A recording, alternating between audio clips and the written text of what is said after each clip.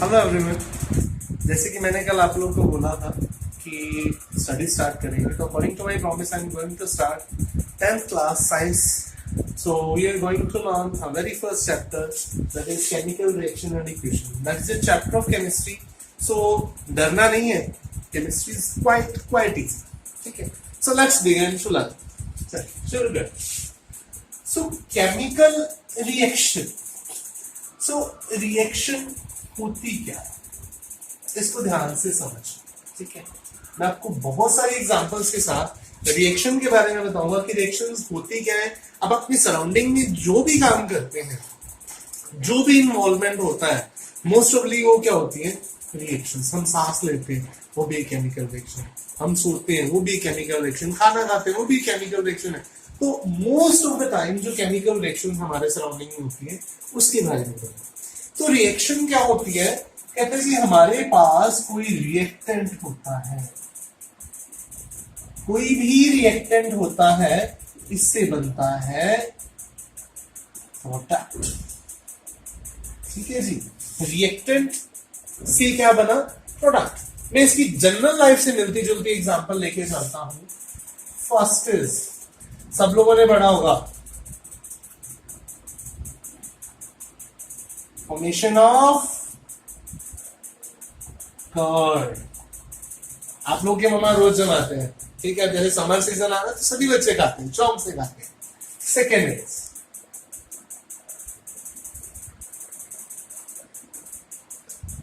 melting of ice. Third is क्या क्या ले सकते हो, burning of paper. And fourth one is rusting of iron. These are the four examples which we are learned here. हाँ जी students, first of all आपका क्या देखा था, फॉर्मेशन ऑफ. अब फॉर्मेशन ऑफ कर्ड में हम क्या क्या चीजें लेते हैं. फर्स्ट ऑफ ऑल हम लेते हैं मिल्क प्लस लैक्टोबैकुलस. मैं एलबी लिखता हूँ शॉर्ट फॉर्म में. ठीक है, आप लिख लेना लैक्टोबैकुलस. जिसे आप कहते हैं ना जमावना या थोड़ा सा खट्टा दूध को लगाते हैं. दूध गर्म है, ठीक है.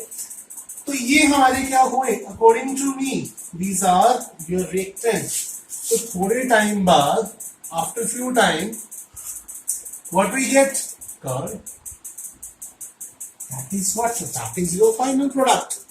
So what we get, reactant is milk plus your lactobacillus, जिसे आप इंग्लिश में lactobacillus बोलते हैं, जिसे आप हिंदी में खट्टा बोलते हो. ठीक है भैया, समझ लेना. ठीक है, ये जमावना बोलते हो, जमावन या जमावना. जो दही का थोड़ा दही का पानी है, दही बचती है, उसे मैं लिख रहा हूं यहाँ पे. ओके, तो this is your first example. Second example मेरी क्या थी, यस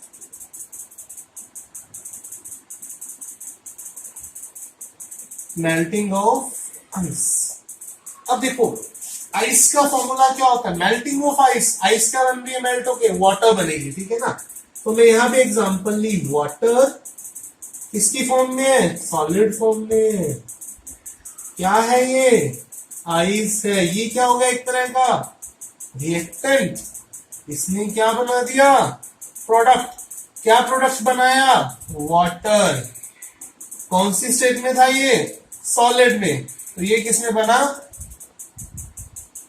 लिक्विड स्टेट के अंदर. So what we are able to learn, the types of reactions, how a reaction is to be proceed. ये हमारी जनरल लाइफ की reactions है. तो ये रिएक्शंस ये भी केमिकली होती. ठीक है, तो इसे हीट चाहिए होती, हीट का साइन होता है ये डेल्टा. ठीक है जी, तो इस चीज को आपको ध्यान में रखना है. तो इस दो एग्जांपल्स के साथ मैंने आपको थर्ड एग्जांपल जो दिखाई थी, फोर्थ एग्जांपल दिखाई थी, you can also continue with that examples.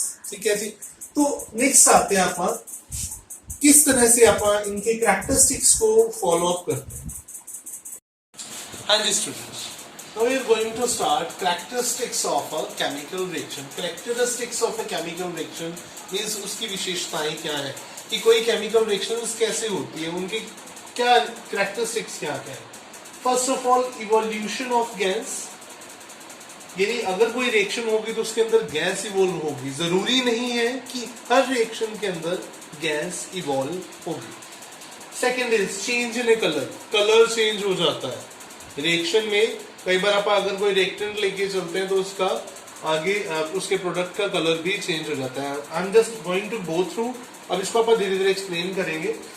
Change in a temperature. Temperature change होने के साथ या कई बार कोई चीज ठंडी होती है वो गर्म हो जाती है रिएक्शन के साथ साथ. Second is change in state. जैसे कि मैंने मेल्टिंग ऑफ आइस वाली एग्जांपल ली थी. यानी आइस से क्या हो गया, वाटर बन गया. यानी सॉलिड स्टेट से वो लिक्विफाइड स्टेट के अंदर आ गई. यानी change in a state. Next is formation of a new substance. इसकी भी मैंने एग्जांपल ली फॉर्मेशन ऑफ कर्ड की. मिल्क था, मिल्क से क्या बन गया, कर्ड बन गया. यानी लिक्विफाइड स्टेट से कोई अदर स्टेट वो जनरेट हो गई. ठीक है. Next is formation of a precipitate. Same is like that कि जो मिल्क था उसमें से जो उसका प्रेसिपिटेट पोर्शन था वो नीचे बैठ गया, यानी कर्ड बन गई और उसके साथ वाटर जनरेट हो गया. ठीक है जी. So let's start to learn with your first characteristics, that is evolution of a gas. यानी गैस इवॉल्व होती है, कैसे होती है वो देखेंगे.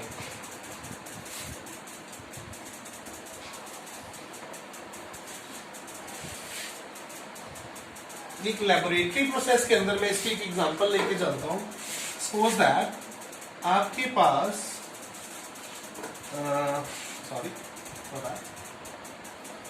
आपके पास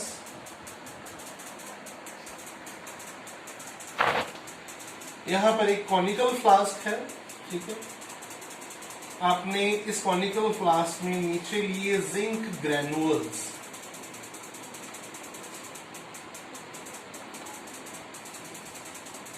ठीक है जी. यहां आपने लगाई थिसल फनल. थिसल फनल यहां से आपकी गई डिलीवरी ट्यूब.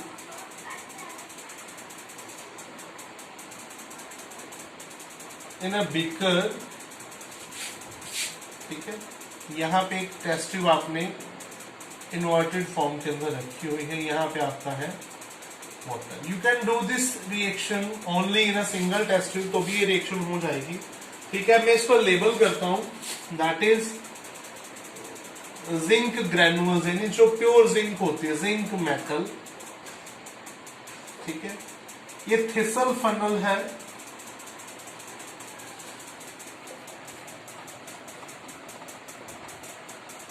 ये आपकी delivery tube. This is your test tube. ठीक है. And this is your beaker and water inside. अब क्या होगा, आप बोलोगे सर इसमें इवोल्यूशन का हुई, गैस का इवॉल्व हुई, तो बताते. ये अपने पास जिंक ग्रेनुअल्स है. इस थिसल फनल की हेल्प से मैं इसके बीच में डाल रहा हूं dilute HCl. जैसे ही मैंने इसके अंदर dilute HCl डाला तो क्या हुआ, रिएक्शन शुरू हो गई. किसके बीच में शुरू हो गई, इन जिंक मेटल्स या जिंक ग्रेनुअल्स और HCl के बीच में. जैसे ही ये रिएक्शन शुरू हुई, ये क्या होना शुरू हो गया, गैस आपकी यहाँ पे कलेक्ट होनी शुरू हो गई. ठीक है जी. तो जो ये लुक था कि इवोल्यूशन ऑफ गैस के अंदर ये सब चीजें कैसे हुई, तो उसको आप इस केमिकल जस्ट आपने इसको नोट डाउन कर लिया होगा. इसकी रिएक्शन आपको नेक्स्ट लिख के दिखाता हूं कि रिएक्शन हुई कैसे.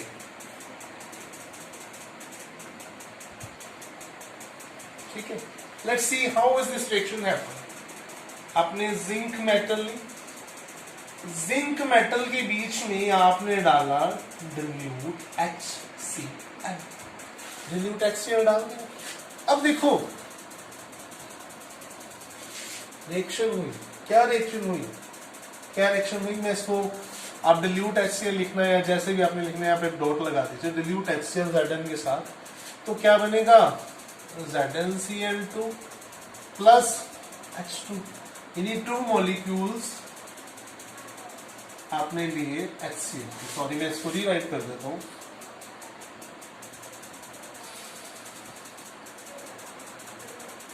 ठीक है जी, तो ये क्या बना ZnCl2 प्लस H2O, यानी ये क्या होगी आपकी गैस इवॉल्व हो गई।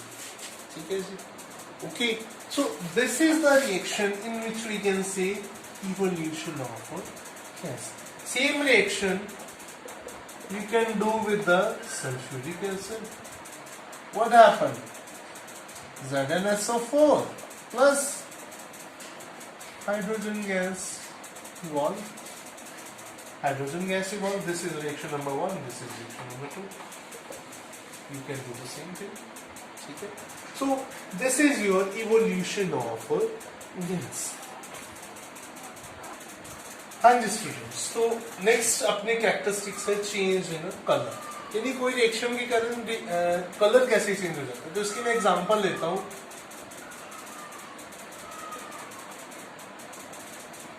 रस्टिंग ऑफ, जनरल सी बात आप सभी देखते हो कि अगर किसी लोहे को जंग लग जाए तो वो कैसे जाती है। देखिए rust means rusting of iron, iron होता है Fe प्लस इसकी जब ऑक्सीडेशन हो जाती है, ठीक है, तो इसकी जो प्रोडक्ट बनता है Fe2O3 ये आ जाता है। ठीक है, तो यानी 2 मॉलिक्यूल्स इसके 3 मॉलिक्यूल्स इसके, जब इसको बैलेंस करा तो जो ये होता है that is brown in colour. ठीक है, तो अपने पास जो ये होती है metal that is greyish,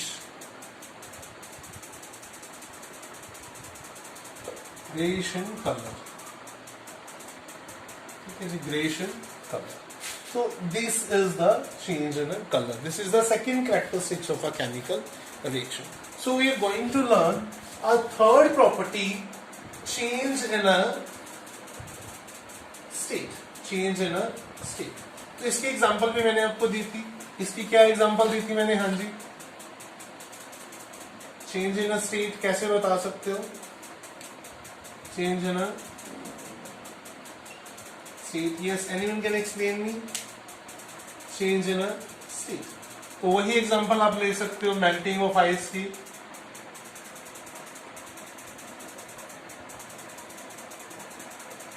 melting of ice की एग्जांपल में आप क्या करोगे, क्या लिखोगे? H2O। ये आपको कौन सी फॉर्म में होता है? सॉलिड।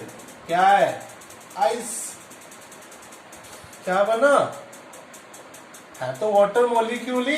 कौन सी फॉर्म में? सॉलिडिफाइड फॉर्म में। ये कौन सी फॉर्म में हो गया? लिक्विड फॉर्म में होगा। ये क्या है? Water. That is the state.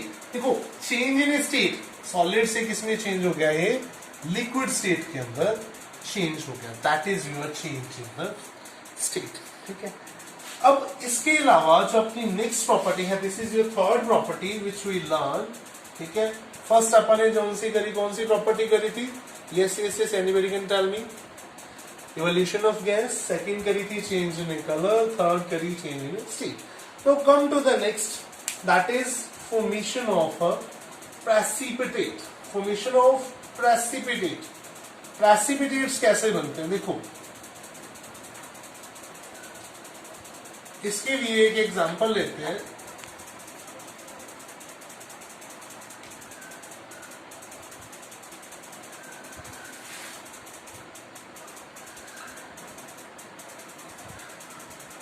PPT भी बोलते हैं, पावर पॉइंट प्रेजेंटेशन नहीं, प्रेसिपिटेशन। ठीक है, formation of PPT, precipitation, formation of precipitation. तो इसको कैसे देखते हैं, कैसे होता है ये? तो इसको करने का एक मेथड है। मेथड क्या? आप रिएक्शन करोगे, 2 टेस्ट ट्यूब लिया आपने। ठीक है जी, एक के अंदर आपने लिया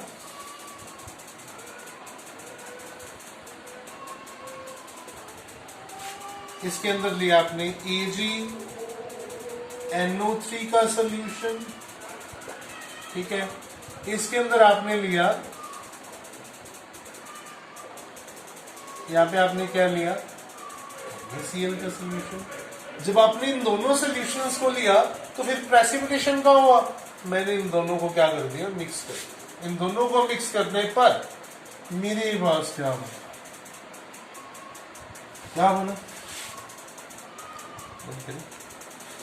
तो अपने पास जो प्रोडक्ट बनेगा वो क्या बनेगा, यहाँ पे अपने पास नीचे प्रेसिपिटेशन आ जाएगी, नीचे यहाँ पे व्हाइट कलर की पीपीटी आ जाएगी, व्हाइट कलर की, प्योर व्हाइट कलर की पीपीटी आ जाएगी, ठीक है। तो जो प्योर व्हाइट कलर की पीपीटी आएगी दैट इज योर व्हाट, और जो ये ऊपर लिक्विफाइड स्टेट के अंदर आएगा कौन सा आएगा, yes anyone can tell me, हाँ जी anyone, yes yes YouTube live viewers you can know मैं किससे बात कर रहा हूँ, आपसे बात कर रहा हूँ, हाँ जी हाँ जी। तो answer is this one is your AgCl precipitation, और यहाँ पे अपने पास बनेगा NaNO3। This is your 4 type formation of your. So student जैसे कि हमने देखा AgNO3 प्लस NaCl जब इन्होंने आपस में रिएक्शन करी तो ये मेरे पास क्या बन गया, AgCl के प्रेसिपिटेट्स बन गए, नीचे व्हाइट कलर का प्रेसिपिटेट्स बन गए, तो NaNO3 ये सोल्यूशन की फॉर्म में आता है। तो ये मेरी थी जो इस तरह की रिएक्शंस होती हैं, कि बहुत सारी रिएक्शन है, एक या 2 रिएक्शन नहीं है, ठीक है। तो इसको आप क्या बोलते हैं, that is formation of PPT. ये नेमिंग रिएक्शंस के बीच में भी आएंगी जब हम लेटर ऑन पढ़ेंगे इसी चैप्टर के अंदर। तो इसी केमिकल रिएक्शन में अपने पास एक लास्ट क्या कहते हैं कैरेक्टरिस्टिक्स बचता है, that is change in a temperature. Change in a temperature क्या हो सकता है, चेंज इन टेम्परेचर कोई बता सकता है मुझे, हाँ जी। तो चेंज इन टेम्परेचर में अपन सबसे बात करते हैं कि चेंज इन टेम्परेचर में अपन 2 तरह के रिएक्शंस पढ़ते हैं। First is endothermic and second one is exothermic reactions. Exothermic reaction और एंडोथर्मिक रिएक्शन में बहुत बड़ा डिफरेंस है।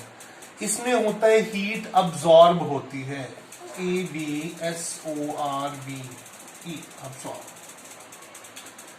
इसमें हीट इवॉल्व होती है, ठीक है। So these type of reactions are in which is are involving in a change in a temperature. जैसे कि मैं एग्जांपल लेता हूं, आइस से वाटर बना, ठीक है। तो इसको क्या मिली, हीट। तो हीट, इसको अगर मैंने आइस को हीट दी तो हीट इसने क्या करी, अब्सॉर्ब करी, तो that is your endothermic reaction, ठीक है। ये आपके आगे इसकी एग्जांपल, ठीक है। अब एक्सोथर्मिक रिएक्शन क्या होगी, हीट इवॉल्व हो जिसमें रिएक्शन करने पे वो हीट को छोड़े।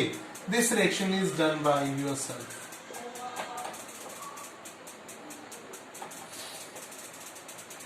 आप इसके एग्जांपल स्टूडेंट्स मुझे कमेंट बॉक्स में बताओगे। तो ये थी आज आपकी वीडियो, इसमें मैंने कुछ एक जस्ट बेसिक्स पार्ट इस चैप्टर का शुरू किया, जिसमें आप केमिकल रिएक्शंस और उसकी कैरेक्टरिस्टिक्स के बारे में पढ़ा है।